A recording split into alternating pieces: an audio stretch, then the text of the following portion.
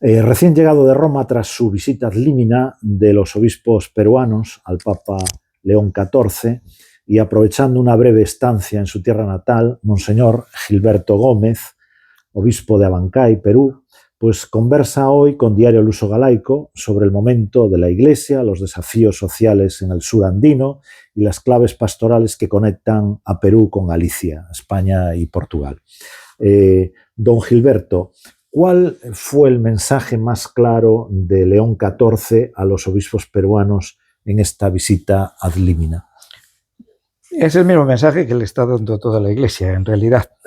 Así los Papa nos habla, así como habla de paz en el mundo, pues habla de unidad, esta unidad que tiene que afectar en primer lugar pues a todos los cristianos, de una manera muy especial a los pastores de la Iglesia, a los obispos, y después esa unidad que, bueno, que se busca que sea pues también universal. La unidad, creo que, y él cuando habla de unidad, yo le felicité también al decírselo porque siempre pone a Jesucristo en primer lugar, que es, y entonces pues de unidad, yo diría que es lo primero, ¿no? ¿Y con qué impresión personal se quedó del Papa tras ese encuentro, tanto en lo humano como en lo pastoral? Bueno, todos decimos que el Papa es nuestro Papa, pero los peruanos y sobre todo los obispos es más nuestro, porque igual que yo, tengo doble nacionalidad, pues él también tenía doble nacionalidad, él de Estados Unidos y del Perú, con su DNI peruano, y él ha estado, pues, casi yo voy para cerca de 40, este año 40, pero él estuvo viviendo 28 años en el Perú, y ahí empezó, después de ordenarse, y él después fue también obispo en el Perú, al menos 5 años, y entonces, pues, la serenidad que siempre tuvo, el ser muy positivo, muy cordial y muy acogido por todos, ¿no? Uh-huh. Y de lo tratado en Roma, ¿qué urgencia cree que el Vaticano ve hoy como preocupación para el Perú? Pobreza, violencia, secularización, falta de vocaciones. ¿Hay algún tema ahí que sí, es como más prioritario? Yo creo que el tema de las vocaciones es muy importante para toda la Iglesia, pero empezamos a notarlo en el Perú. Todo lo que pasa en España, años después, o en Europa, llega a Perú. Llega. Desgraciadamente, pues muchas cosas negativas llegan. Entonces nos dijo, él había hecho la visita con nosotros, juntamente con nosotros, como un obispo más, la visita Límina visita entonces al Papa Francisco el año 17 y dijo, bueno, pues en aquel momento teníamos 2000 seminaristas mayores en el Perú, han pasado pues estos 9 años y ahora pues el total de seminaristas mayores en Perú son 500. Es cierto que somos 46 diócesis, entre diócesis, prelaturas y vicariatos apostólicos, pero claro, son ya muy pocos. Entonces, claro, nos dirá, bueno, que confiando en el Espíritu Santo y que sigamos poniendo los medios. Creo que esto es después otras cosas secundarias, pues la unidad en el pueblo de Dios, y bueno, la lucha pues también contra la corrupción, que afecta mucho al Perú, pero fundamentalmente como Iglesia esto, ¿no? ¿Y qué realidad concreta de Abancay llevó a la mesa del Papa, ¿no? Aquello que desde Roma quizá no se ve y que usted aportó ahí. Bueno, o los demás obispos. Como los demás obispos, yo creo que hay dos cosas que son las fundamentales en la Iglesia, que después a la larga da mucha eficacia. Es, bueno, la santidad de los pastores de la Iglesia, empezando por el obispo y los sacerdotes, la santificación de los sacerdotes. Y la segunda, pues también esas vocaciones sacerdotales, religiosas, hombre, también de laicos que quieran buscar, decididos a buscar la santidad en el mundo. Creo que eso es una prioridad por la que también yo rezo todos los días y la que todos le manifestamos también pues al Santo Padre. Uh-huh. Y tras volver de Roma, ¿qué decisión o línea de trabajo quiere activar en su diócesis? Bien, yo me acerco a mis últimos, he cumplido 74 años y en principio pues ya no puede faltar mucho para el final. Y entonces, bueno, quiero volcarme mucho pues con los sacerdotes, ejercer esa paternidad del obispo, pues también con los fieles, estar muy, muy cercano. El Papa nos habla mucho también, este mensaje de Cuaresma que empieza esta semana, el miércoles de ceniza, pues de escuchar mucho a los sacerdotes, escuchar mucho pues a la gente, estarles muy cercano y seguir trabajando por estas cosas que he dicho, por la comunión entre los sacerdotes y también pues todos muy juntos pues luchar mucho por las vocaciones, cada uno la vocación donde Dios le llame, pero el sentido vocacional de las vidas. Yo creo que esto es. ¿Y cuál es el mayor desafío en Abancay? Bueno, el mayor desafío como iglesia es esto, estamos en una, éramos pues una diócesis rural, 4 provincias, pero de unos años acá, pues han descubierto muchas minas y todo eso, la gente pues se ha agolpado mucho en las ciudades, en las ciudades. Ahora vive más gente en la ciudad que en el campo, ¿no? Y entonces, bueno, pues el desafío es poder hacer frente pues a una cosa. Muchos pueblitos se van enriqueciendo también con la cosa de las minas y tal, y hay entrando ya pues un cierto materialismo también pues en la gente joven, y así como hay una religiosidad popular muy grande, pero hay que aterrizar pues en el día a día de la vivencia cristiana, es decir, que no haya una dicotomía entre una parte religiosa pues que vive la gente y después pues el no vivirlo en la vida de cada día, ¿no? Que no se dé esa doble vida, sino que eso sea una unidad. Esto es principal, ¿no? Y en zonas pobres como Apurímac, la desigualdad pues es muy visible, ¿no? ¿Qué debería exigir la Iglesia al Estado con más firmeza y que no puede delegar nunca? Sí, el Estado tiene que luchar. Ahora estamos en un periodo de elecciones. Va a haber primera vuelta en abril, segunda vuelta casi con seguridad pues en junio. La Iglesia siempre pone sus mensajes. Es cierto que a lo mejor los mensajes de los obispos pues no se leen tanto, pero llevamos 8 presidentes en 7 años, ¿no? Es decir, el mismo Parlamento vaca a los presidentes con mucha facilidad. Y entonces, pues bueno, por cosas de corrupción, ¿no?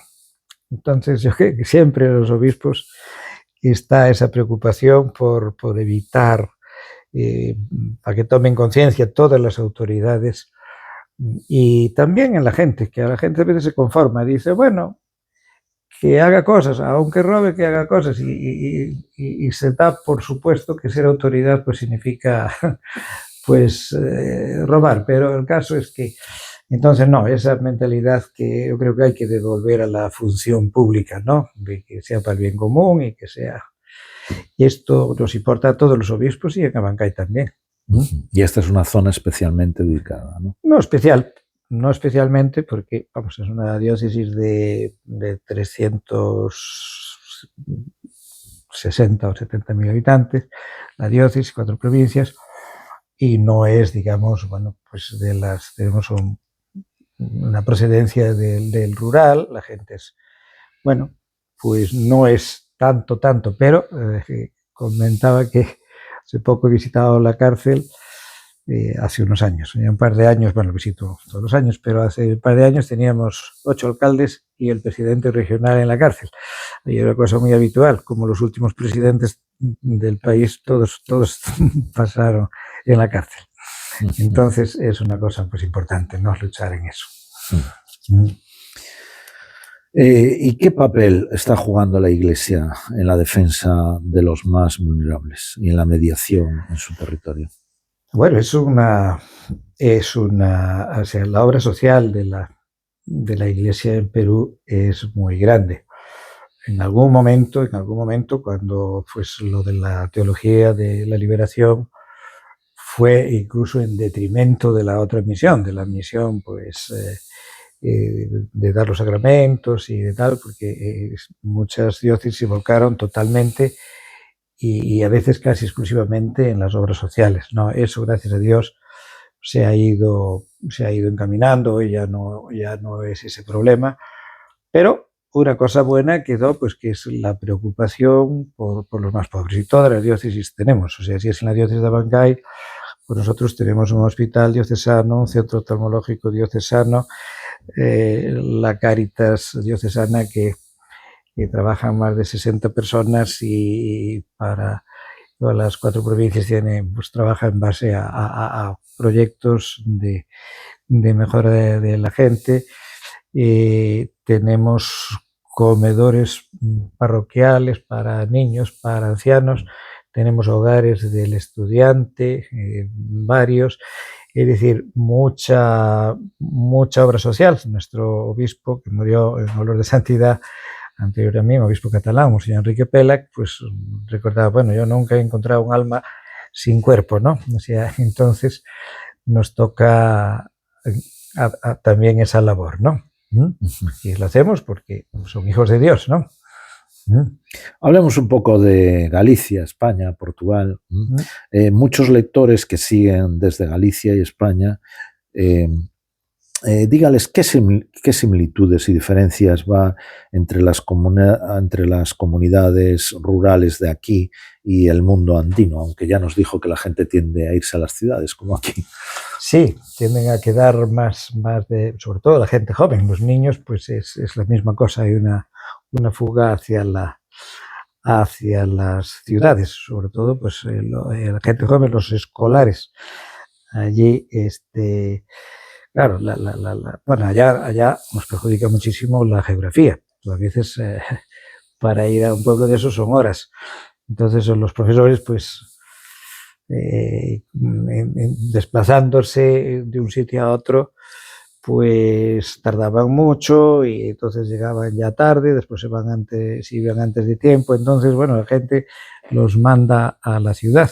Por eso hemos tenido que hacer nosotros también hogares de estudiantes para acoger a esos chicos que vienen a estudiar a la ciudad. O sea, hay un éxodo del rural, simplemente que allí no han aparecido las empresas como de vino, o sea, aquí que hicieron que muchos pueblos como el mío ya no sea una selva, sino que por lo menos están produciendo algo, ¿no? Produciendo vino. Allí más bien está muy abandonado, en estas zonas andinas, está muy abandonado el campo. Por otra parte, están apareciendo muchas minas, y entonces pues también tenemos ahí, a veces hay pueblos que se enriquecen muy rápidamente por la cosa de las minas y se encuentran sin saber mucho qué hacer con él, porque la pobreza les vino así, pasaron a tener dinero y no lo saben usar porque vinieron de una manera muy rápida, ¿no? Pero el haber vivido pues en estos pueblos de Galicia ayuda mucho. En realidad yo creo que hay entre los campesinos, la gente que vive pues tan cerca y tan en conexión con la naturaleza, se parece mucho. También es muy fácil entender pues a la gente del campo, de aquí y de allá. Supongo que lo mismo en Portugal. Para mí Portugal era, antes de ir a Perú, pues era la segunda patria. Yo he vivido de cara a Portugal y he vivido en Tui también de cara a Portugal, y en los días de descanso iba pues a Portugal a comer el bacalhau a la brasa y a visitar curas portugueses, y a sustituir a algunos curas portugueses cuando ellos tenían un retiro, y nos reuníamos de aquí y de allá, pues muchas veces, al menos una reunión al mes. Entonces, bueno, para mí, pues esto lo llevo muy en el corazón. Era mi segunda patria, ahora ya llevo 40 años en Perú, pues ya tendrá que ser la tercera, por lo menos. ¿Y cuál es el mayor riesgo para la Iglesia en América Latina? ¿La pérdida de fieles? ¿La pérdida de credibilidad? Sí existe. Yo creo que es la misma que aquí. Lo que pasa es que la misma que acá, lo que pasa es que vamos con años de retraso. Simplemente que tenemos una religiosidad popular muy potente. Lo más parecido aquí, yo estuve en Sevilla la semana pasada, lo más aproximado es la que tenemos aquí en Andalucía, ¿no? Los peruanos de alguna manera son hijos de Andalucía. Sevilla era capital de Indias de todas maneras antiguamente. Entonces lo de Sevilla ha calado muy profundamente. La religión popular es muy grande. El Señor el Señor de los Milagros es la procesión más grande del mundo, que participan millones de personas, ¿no? Y lo celebran en todos los países del mundo. Me ha desviado de la pregunta. Sí, no. Tal vez. Entonces, el desafío, pues como siempre, como está entrando, pues ya dinero por la cosa de las minas y ya la gente va teniendo más poder adquisitivo que antes, pues lógicamente eso perjudica, pues a veces, pues el sentido de la religión, ¿no? Pues la gente puede sentirse menos necesitada de Dios en algunas ocasiones y ir calando un poquito el secularismo. En un tiempo yo pensaba que las sectas, porque había mucho, o hay muchas sectas, hoy ya creo que es peor lo otro, ¿no? El indiferentismo que puede venir. En mi zona no se nota todavía mucho, pero en otras zonas del Perú, pues sí ya se va notando mucho, ¿no? Supongo que en Perú también hay un clima de polarización, ¿no? ¿Qué mensaje cree que la Iglesia debe dar para tender puentes sin caer en eslóganes, ¿no? Sí, bueno, el mensaje que el Papa nos dio para la Cuaresma, que empieza este miércoles, entre otras cosas, decía, hablaba del ayuno. Así como el Papa Francisco el año anterior, el último año, al hablar del ayuno, decía que había que ayunar un poquito más del teléfono móvil y de las redes sociales y, bueno, privarse un poquito porque aísla mucho a las personas de las otras y a las que tiene uno presente. A lo mejor te une con otras que... Pero este Papa habló precisamente de las palabras, de los insultos, de las palabras ofensivas, de algo que haga sentir mal a otro, ayunar de eso. Y decía, y esto en el ámbito familiar, en primer lugar, ¿no? En el ámbito laboral, en el ámbito, en todos los ámbitos, digamos, deportivo no me acuerdo si lo cita, pero incluso dice en el ámbito laboral y en el ámbito político, es decir, vivir mucho del insulto, ¿no? Una cosa es defender las ideas y otra pues es saber convivir dentro y buscar, pelear mucho por la unidad, que es una de las cosas que el Papa pues tiene en mente. Portugal y Galicia viven también una secularización y cambios culturales. ¿Qué cree que podemos aprender unos de otros, la Iglesia en Portugal, en Galicia, en el Perú, para sostener las comunidades vivas? Yo creo que hay una cosa que nos preocupa a todos. Yo creo que le preocupa a los políticos también, en Francia, en España, y es la baja natalidad, ¿no? Es decir, que ahora he escuchado que quieren incentivarla con dinero. Ojalá, pero no lo va. Me parece a mí que esto, bueno, puede ser que los emigrantes o los árabes o todos estos que pues se animen, ¿no? Para ser beneficiados. Pero nuestra gente pues se ha hecho un poquito cómoda en este terreno. Entonces envejece nuestra población. O sea, envejece a marchas forzadas.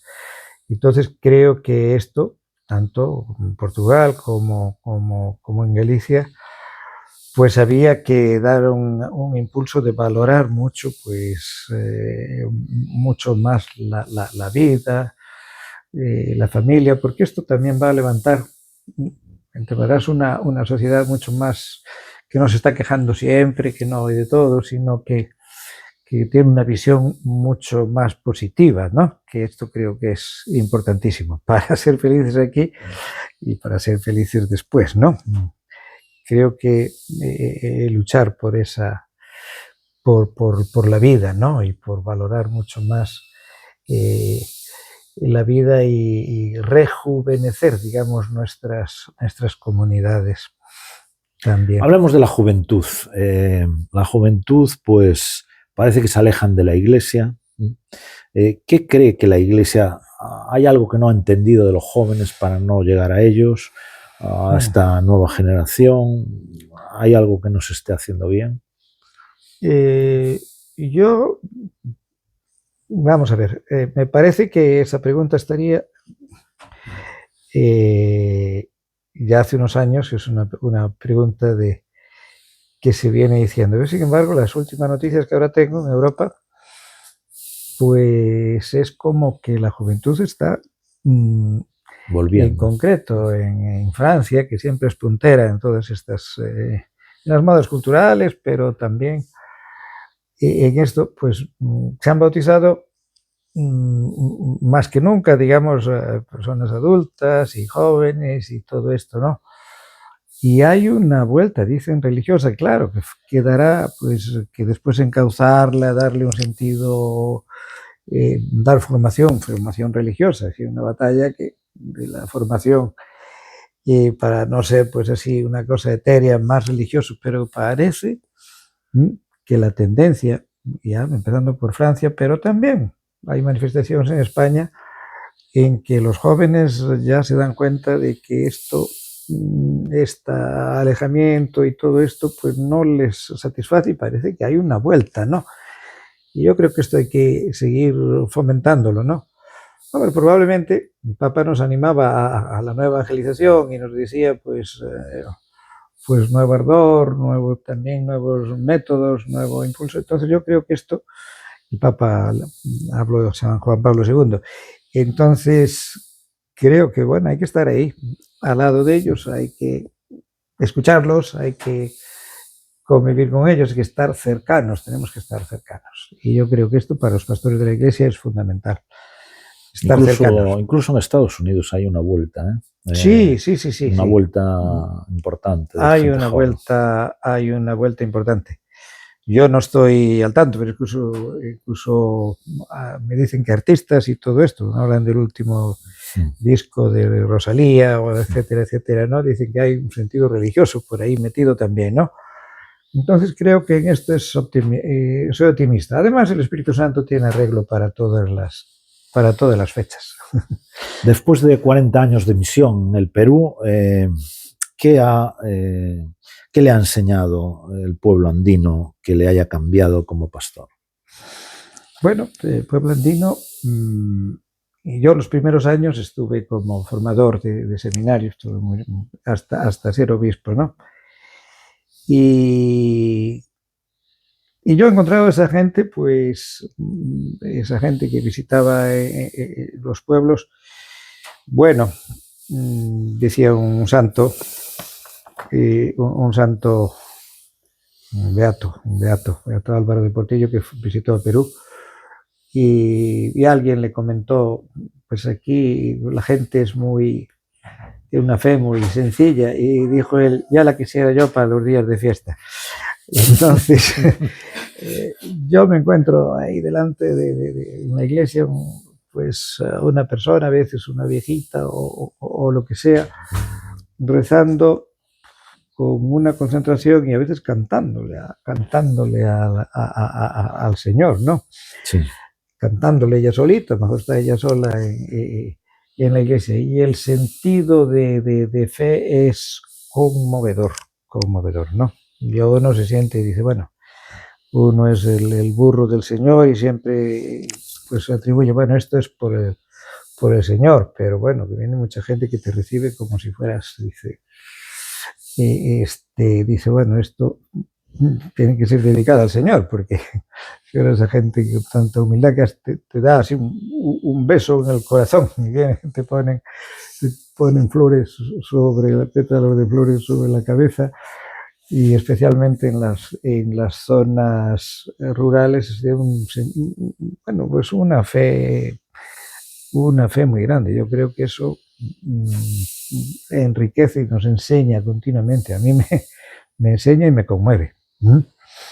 Muy bien, pues muchísimas gracias, don Gilberto Gómez, misionero español en tierras andinas desde hace 40 años. Va a hacer 40 años. Va a hacer 40 años. Este año. Por esta mirada serena sobre la fe, la juventud, la pobreza, el papel de la Iglesia en estos tiempos de incertidumbre social. Y además, pues con esa novedad de su paso por Roma estos días, contacto directo con el Papa, ya vemos que le ha regalado ahí una cruz fantástica. Y bueno, pues muchas gracias por acompañarnos, por este Diario Iluso Galaico. No presumimos de ser puente entre Galicia y Portugal, es decir, que también mucha gente del norte de Portugal nos va a leer, va a ver esta entrevista. Muchísimas gracias y que tenga, creo que ya se va pronto de Galicia y vuelve para Perú. Muchísimas gracias por habernos dedicado este tiempo. Muchísimas gracias, pues una bendición muy grande para los hermanos portugueses que tanto era mi lugar de descanso siempre. La calle Abrasa y bueno, y Fátima y bueno, tiene muchas visto cosas. 3 papas en Fátima, yo estuve presencial. Y es tierra de Santa María. No va Portugal siempre, no va a perder nunca su fe. Ni Galicia tampoco. Muy bien, tampoco. Pues muchísimas gracias. Muy bien.